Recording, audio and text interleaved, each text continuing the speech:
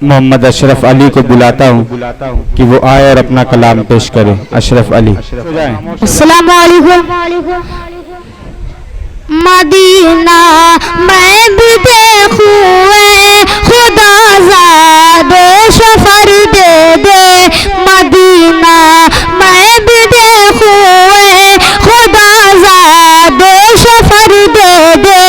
میری قسمت چمک جائے وہی مشک نگر دے دے. میری قسمت چمک جائے وہی مشک نگر دے دے. مجھے غریب نے گھیرا ہے مگر ہے آرزو میری. بہت خوب.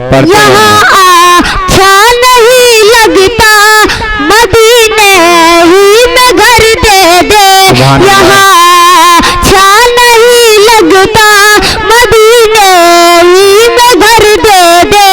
مدینہ میں بھی دیکھوں اے خدا زاد سفر دے دے.